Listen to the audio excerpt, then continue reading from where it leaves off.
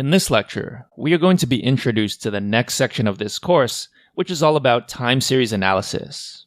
Fun fact, this is yet another section of this course that became way more massive than I had anticipated. So in the previous section, our main goal was more exploratory data analysis and static analysis. We wanted to understand stock prices and stock returns, assuming that their distributions stayed constant over time.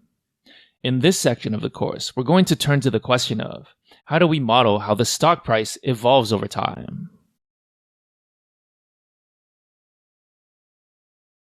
This section will focus on classical statistical techniques in time series analysis. We'll be focusing on two main areas, the Holt-Winters exponential smoothing model and ARIMA. Both of these are staples in financial analysis and financial engineering, so I'm sure you're not surprised to see them. If you've taken my machine learning courses in the past, then you'll recognize exponential smoothing as something we've seen quite a few times.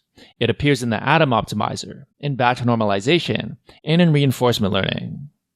However, you'll see how Holt and Winters extend this basic idea to build a pretty powerful forecasting model for time series analysis.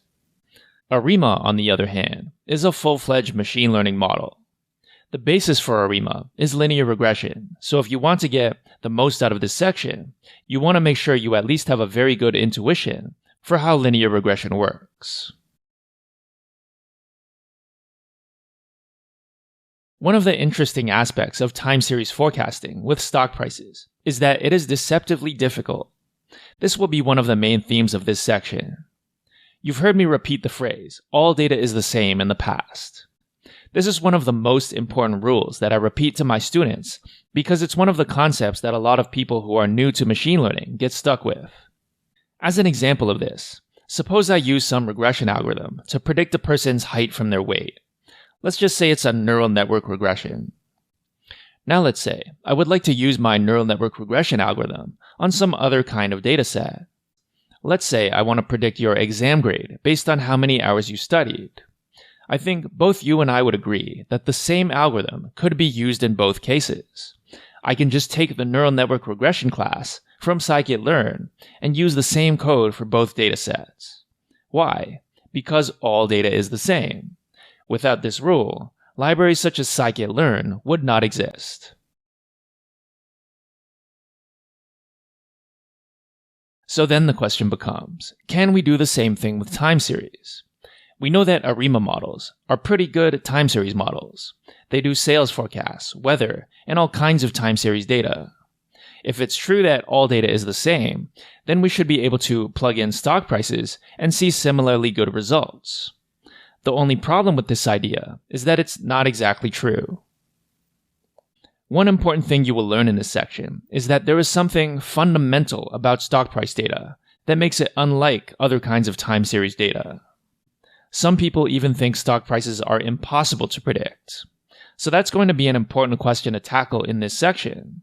What is it about the nature of stock prices that makes them so difficult?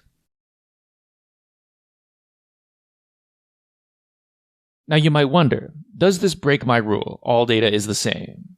If we can predict sales data with ARIMA, but the predictions for stock prices don't quite look the same, does this mean that all data is the same is false? The answer is no. All data is the same does not say anything about the accuracy of the result. In computer vision, for example, we use CNNs to classify images. The same kind of CNNs apply to MNIST as they do to images of X-rays, for example.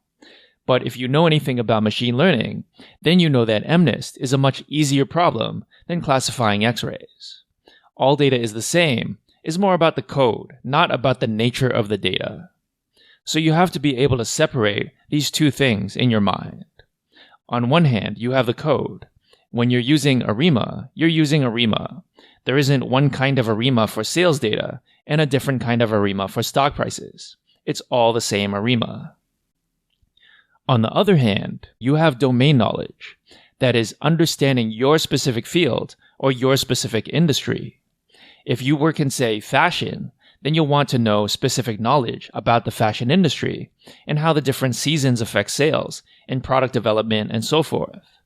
If you work in finance, you don't know anything about fashion because that's not your job. Instead, in finance, you study finance. Your job is to know about money and how it flows through various actors in a financial system. So that's important, separating the algorithm from the domain knowledge. These are two different things. The algorithm is the same, no matter the domain. The domain knowledge helps you attribute meaning to the results of those algorithms. One takeaway theme from this section is that it's all about modeling. Machine learning is often focused on making accurate predictions, no matter the model. It doesn't matter whether the model is explainable or intuitive, as long as it works. Statistics is all about having an explainable and intuitive model, and it's willing to sacrifice predictive accuracy to accomplish this. So long story short, are you going to use this section to precisely forecast stock returns for every stock over the next month, so that you can pick the one with the highest return and make lots of money? The answer is no. If you could perfectly predict stock returns, there would be no need for concepts such as portfolios, diversification, and so forth. But it's important to remember that this is not the purpose. The purpose of this section goes much deeper than that. Unlike a machine learning course, which is focused on the algorithms, this course is actually focused on domain knowledge.